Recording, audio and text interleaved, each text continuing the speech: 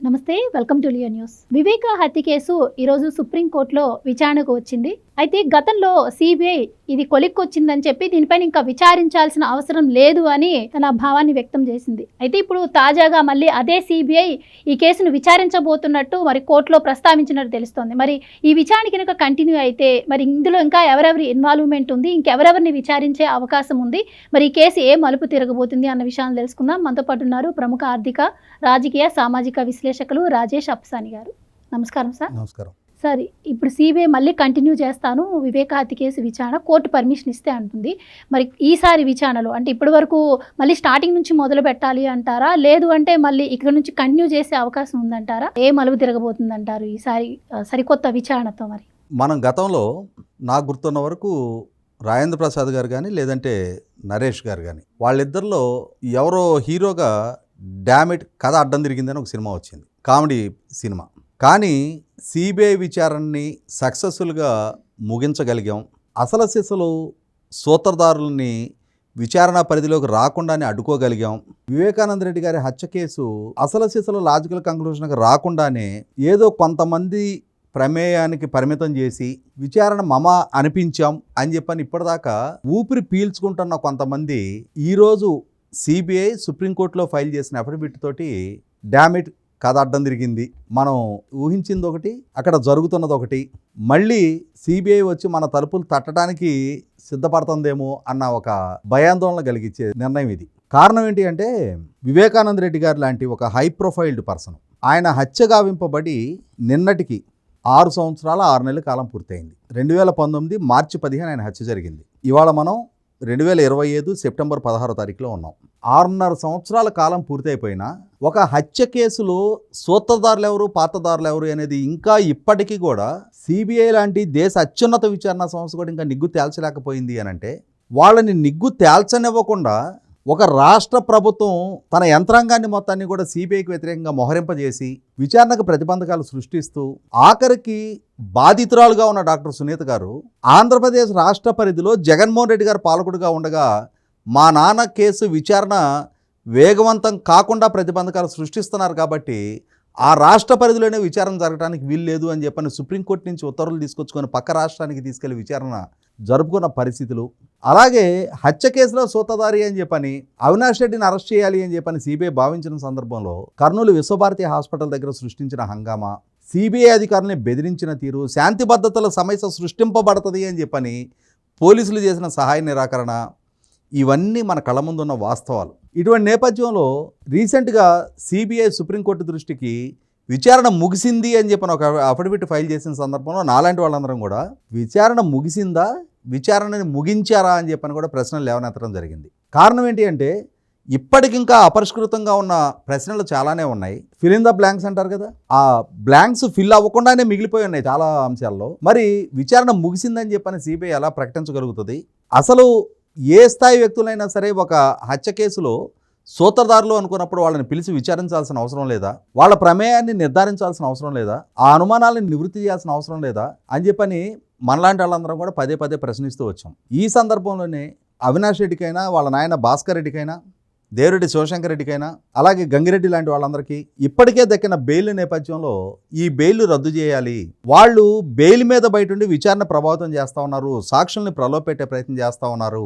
దేవిరెడ్డి శివశంకర్ రెడ్డి కొడుకు డాక్టర్ చైతన్య రెడ్డి తమకున్న పరపతితోటి తనకు అధికారం లేకున్నా కూడా జిల్లా జైల్లో మెడికల్ క్యాంపు పేరిట జిల్లా జైలుకి వెళ్ళి అక్కడ జైల్లో ఉన్న దస్తగిరి ఎవరైతే అక్యూజ్డ్ నెంబర్ 4గా ఉండి పులివెందుల మేజిస్ట్రేట్ గారి దగ్గర అప్రూవర్గా మారి సిఆర్పిసి 164 స్టేట్మెంట్ ఇచ్చున్నాడు, అతన్ని బెదిరించిన తీరు, అతన్ని ప్రలోభ పెట్టడానికి చేసిన ప్రయత్నాలు, ఇవన్నీ కూడా విత్ రికార్డెడ్ ఎవిడెన్స్ తోటి దొరికిన తర్వాత వీటిని అన్నిటినీ న్యాయస్థానం దృష్టికి తీసుకొచ్చి డాక్టర్ సునీత గారు ఈ విచారణలో ఇంకా నిగ్గు తేల్చాల్సిన అంశాలు చాలా ఉన్నాయి, ఈ విచారణ ముగిసింది అని చెప్పని సిబిఐ కోర్టుకి కాంటపట్టు సిచ్యుయేషన్లో, ఎందుకంటే డాక్టర్ సునీత గారిని రిప్రజెంట్ చేస్తున్న లాయర్ గారు సిద్ధార్థ లూత్రా గారు సుప్రీంకోర్టు దృష్టికి కొన్ని అంశాలు తీసుకొచ్చారు.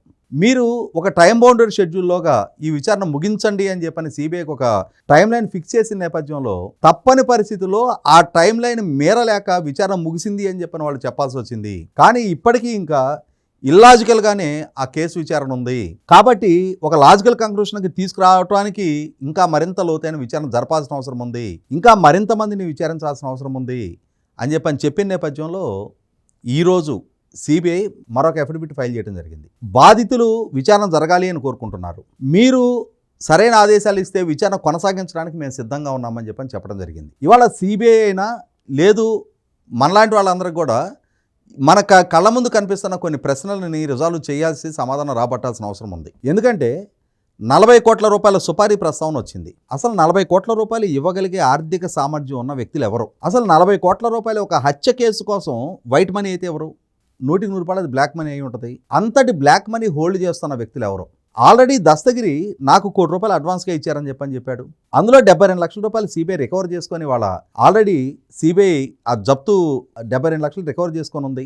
మరి ఈ ₹1 కోటి దస్తగిరికి ముట్టజెప్పిన సోర్స్ ఏంటి? వాళ్ళకి ఆ డబ్బు ఏ విధంగా వాళ్ళు సంపాదించారు? అసలు బ్లాక్ మనీ వాళ్ళు ఎందుకు హోల్డ్ చేస్తూ ఉన్నారు? వీటన్నిటికీ income tax and enforcement directorate ద్వారా కూడా విచారణ జరపాల్సిన అవసరం ఉంది. ఇవాళ ఒక హత్య చేయడానికి 40 కోట్ల రూపాయలు ఖర్చు పెట్టేంతటి స్థాయి ఆర్థిక స్తోమత ఉన్న వ్యక్తులు ఎవరు? అసలు ఆ హత్యకు మోటివ్ ఏంటి? ఎందుకు 40 కోట్ల రూపాయలు ఖర్చు పెట్టి మరి ఆయన హత్య చేయాలి అనుకుంటున్నారు? ఇవి నిర్ధారణ జరగాల్సిన అవసరం ఉంది. అలాగే ఇప్పటి వరకు మనకు అందిన సమాచారం మేరకు ఉదయం 6:30కి వివేకానంద రెడ్డి గారి పిఏ కృష్ణారెడ్డి అతను వివేకానంద రెడ్డి గారి ఇంటికి వచ్చిన సందర్భంలో ఆయన మరణించి ఉండటాన్ని చూసి ఆయన ద్వారా బాహ్య ప్రపంచానికి తెలిసినట్టుగా సిబిఐ వాంగ్మూలం నమోదు చేసుకుంది. కానీ తర్వాత అందరికీ నిర్ధారణ అయింది, తెల్లవారుజామున 4:30కే అతను కృష్ణ, అలాగే అజయ్ కళం రెడ్డి గారు, ఉమ్మారెడ్డి వెంకటేశ్వర గారు ఈ ముగ్గురు జగన్మోహన్ రెడ్డి గారితో మేనిఫెస్టో గురించి చర్చించే సందర్భంలోనే అప్పటికే జగన్మోహన్ రెడ్డి గారికి సమాచారం ఉంది, ఆయన ద్వారా ఈ ముగ్గురు కూడా ఈ సమాచారం తెలిసింది అని చెప్పని నిర్ధారణ అయిన తర్వాత సిబిఐ విచారించిన మీదట అజయ్ కళం రెడ్డి ఉదయం 5 గంటలకి జగన్మోహన్ రెడ్డి గారి ద్వారా తమకు ఆ సమాచారం తెలిసింది అని చెప్పని సిబిఐకి వాంగ్మూలం ఇచ్చి తర్వాత మళ్ళా మాట మార్చి ఆ వాంగ్మూలాన్ని వెనక్కి తీసుకుంటానని చెప్పే ప్రయత్నం చేసినా అతను ఆ వాంగ్మూలాన్ని ఉపసంహరించుకోవడానికి అనుమతి ఇవ్వండి అని చెప్పని కోర్టులో పిటిషన్ ఫైల్ చేసినా కోర్టు దాన్ని పరిగణలోకి తీసుకోవాలి. అంటే ఇక్కడ సిబిఐకి అందిన సమాచారం కన్నా ముందే జగన్మోహన్ రెడ్డి గారికి సమాచారం ఉంది అని చెప్పని నిర్ధారణ అయిన నేపథ్యంలో ఎలా జగన్మోహన్ రెడ్డి గారికి ఆ టైంలో సమాచారం అందింది? ఆ టైంలో సమాచారం అందినా తన చిన్నాన్న హత్య ద్వారా మరణించారు అని చెప్పని తెలిసినా కూడా తమ సొంత కుటుంబ యాజమాన్యంలో ఉన్న మీడియా సంస్థల్లో సహజ మరణంగా ప్రకటించారు.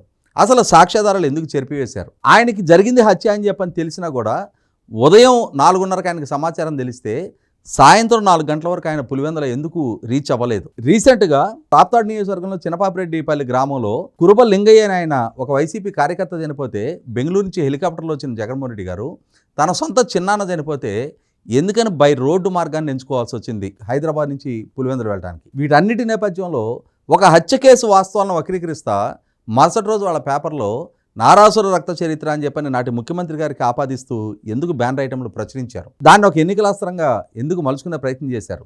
ఓట్లు దండుకోవడానికి దీన్ని ఒక సాధనంగా ఎందుకు వాడుకున్నారు? వీటన్నిటికీ కూడా సమాధానాలు రాబట్టాల్సిన అవసరం ఉన్న నేపథ్యంలో ఇప్పుడు సిబిఐ మళ్ళీ తిరిగి విచారించడానికి తాము సిద్ధంగా ఉన్నాము అని చెప్పని అఫిడవిట్ ఫైల్ చేయడం అనేది 100% ఇప్పటి వరకు ఇక మనం తప్పించుకున్నాం, ఇక మనం సేఫ్ అనుకుంటున్న చాలామంది పెద్దలు ఇక ఉలికిపాటుకు గురవ్వాల్సిన అవసరం ఉంది. కారణం ఏంటి అంటే ఇప్పటి వరకు తమకు ఆ చేతిలో అధికారం ఉంది, మన చేతిలో వ్యవస్థలు ఉన్నాయని చెప్పని, తమకు అంగబలం ఉంది, అర్ధబలం ఉంది అని చెప్పని వాటిని అడ్డు పెట్టుకొని విచారణ వేగవంతం కాకుండా చూసుకుంటూ వచ్చారు. కానీ ఇప్పుడు సుప్రీంకోర్టు పర్యవేక్షణలో కనుక విచారణ జరిగిన పక్షంలో 100% ఇంకొకసారి భయపెట్టో బలవంత పెట్టో విచారణకు ప్రతిబంధకాలు సృష్టించడం అనేది సాధ్యం కాని పరిస్థితి.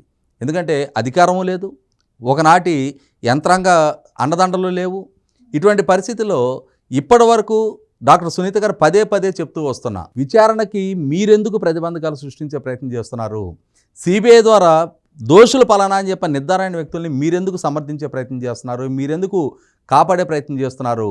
ఒకవేళ వాళ్ళని మీరు కనుక కాపాడకుండా ఉంటే విచారణ మీ తలుపు తట్టుద్ది అని చెప్పని మీకు భయంగా ఉందా?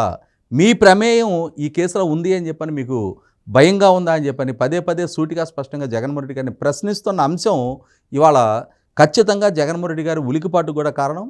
100% ఈరోజు సిబిఐ సుప్రీంకోర్టులో ఫైల్ చేసిన అఫిడవిట్ అనేది ఖచ్చితంగా జగన్మోహన్ రెడ్డి గారికి వెన్నులో వణుకు పుట్టించే అంశమనే దాంట్లో ఎటువంటి సందేహం లేదనేది వాస్తవం. Thank you so much. Please subscribe to Leo News for more videos.